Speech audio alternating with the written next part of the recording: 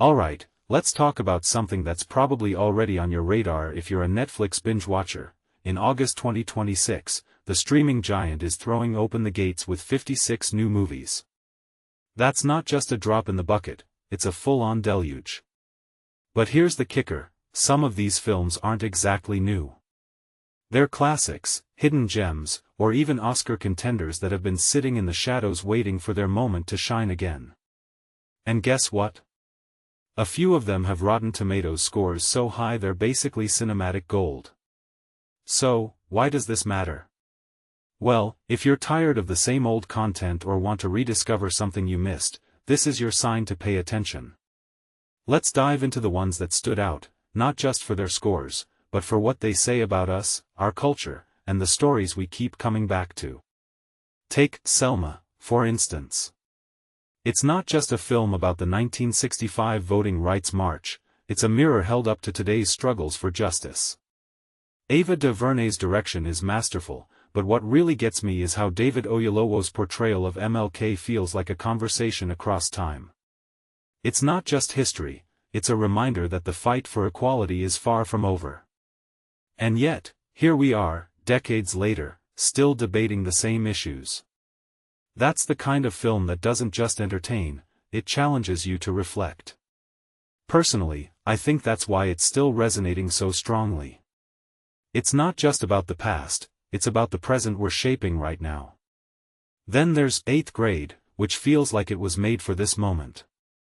Bo Burnham's take on adolescence isn't just relatable, it's a masterclass in capturing the anxiety of being 13 in the age of TikTok. Elsie Fisher's performance is raw, unfiltered, and utterly human. What makes this really interesting is how it bridges generational gaps. I'm a 31-year-old man, and yet I found myself seeing my own insecurities in Kayla's struggle to fit in.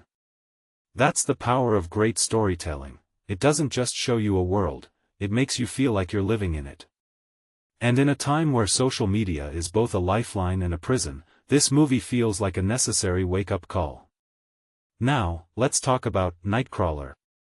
Jake Gyllenhaal's performance as Lou Bloom is so unhinged, it's almost uncomfortable to watch.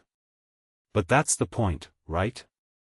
This isn't just a thriller, it's a dark satire of our obsession with viral content.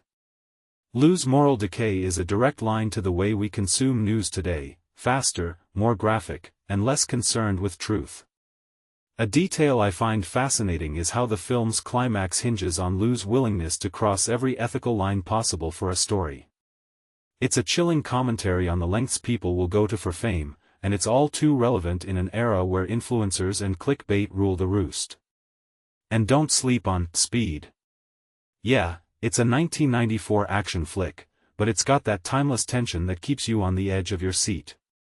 Keanu Reeves and Sandra Bullock's chemistry isn't just charming, it's the glue that holds the chaos together.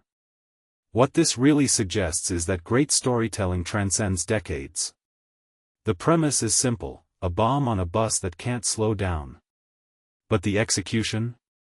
It's a masterclass in pacing, and it's a reminder that sometimes, the best movies are the ones that don't try to be deep, they just make you care about the characters and their survival. Finally, Zero Dark 30 is a gripping, morally ambiguous look at the hunt for Osama bin Laden. Jessica Chastain's performance as Maya is nothing short of electrifying. But here's the thing, this film isn't just about the mission, it's about the cost of obsession. The way it balances the personal and the political is what makes it stand out. It's a reminder that in the real world, the lines between heroism and recklessness are often blurred. And in a time where we're constantly bombarded with news about global conflicts, this movie feels like a necessary dose of reality. So, what does all this mean? It's not just about adding movies to a streaming service, it's about curating stories that matter.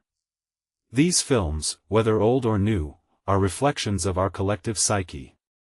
They ask questions, challenge norms, and force us to confront uncomfortable truths. And if you're looking for something to stream this month, these 5 are a testament to why cinema remains a powerful force. But here's the real question, what stories are you going to watch next, and what will they say about you?